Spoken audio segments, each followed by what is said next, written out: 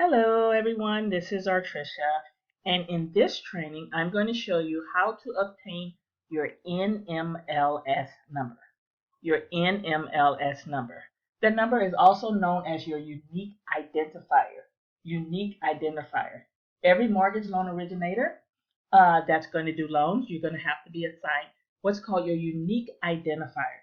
It's a 7-digit number that's assigned to you, kind of like your social security number. In mortgages, they use this number to identify you with instead of using your social security number. So it's a number that's going to be tied to you for the rest of your mortgage career. So here we go. The easiest way to do it and the quickest way is to go to Google and just type in NMLS Resource Center. That way you don't have to remember the long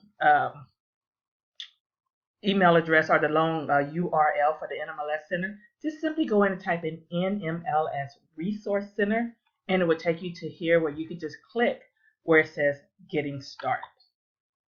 Once you click where it says Getting Started, you want to look in the upper right hand corner and there's a button that says Log into NMLS. Once you get there, it'll bring you to a page like this. Well, we don't have a number, so what we want to do is we want to request an account. And you see that here, request an account. When you click request an account, there's a few options. The one you want to choose is individual. You're looking to get your individual NMLS number. Click that. It's going to take you through some security things here. Let's kind of go ahead and go through that.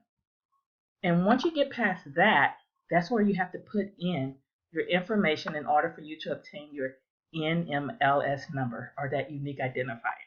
So I'm going to put in some information here just to create one. We're going to just make up some information.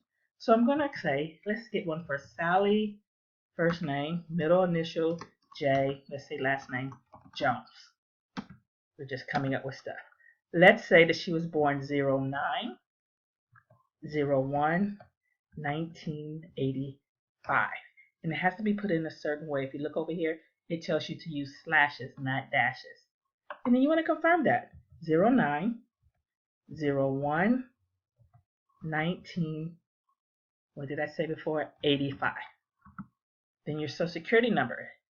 And they put in their social security number, and it has to be put in the exact format that they're requesting it. So let's use 555-55- let's just say 6767. Confirm it. 555-55-6767. From there we can put in the address. So I'm just going to make up an address, 9076 East ABC Street. And let's say that's in the city of Burbank. Just making up a few things. California.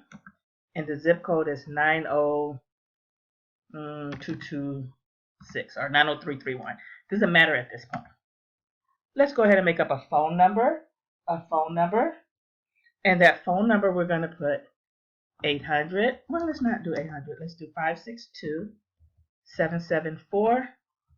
562-774-3322. 562-886-3322. So you have to make sure the information you're putting in match. Now we're going to put in an email. So I'm going to just make one up right quick. Let's say sally@yahoo.com. And the security question, you have to have a security question in case you get locked out. How are you going to get back in? So let's make her security question. What is your husband's name? And let's put John.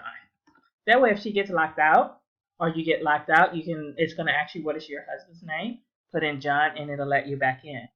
Once all that information is there, you click next. We have a few errors, so let's see what that is. If you have any errors, it will not go past. So it says that the email address is not in a valid format. So let's see that. Let's try that again. Oh, okay. I see it here. It asks for email address. Let's put again sally@yahoo.com. So email address, confirm email address, and let's try it again. We're going to click next. Something else is wrong. Uh-oh. So I made up a social security number, but that number already exists. So let's try this again. Let's try 556-642496. Let's try that one. Maybe that one doesn't belong to someone. We're just doing this for an example. 2496. So someone else already had that number in the system. Here we go. Okay. And we're going to delete this once it's done so that it doesn't stop anyone else. But here's what it's going to do.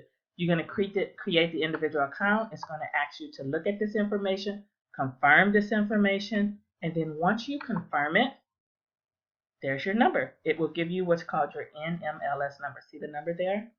Let's make it a little bit bigger. There's the NMLS number, and you have to keep up with this number. So I tell people take a picture of it, write it down. You want to make sure that you have this number and you know what this number is, so that whenever you have to go back into it, that you can get it. If for some reason you lose the number and you don't know what it is, then you're going to have to call the NMLS Help Center. And once you do that, then they will ask you your social security number, and then you can go on and you can get, they'll repeat or give you your number. I'm also going to put this information in the training as well. It's going to be a written or a diagram of how exactly what we went through to get your NMLS number. And these are the steps here that we just went through.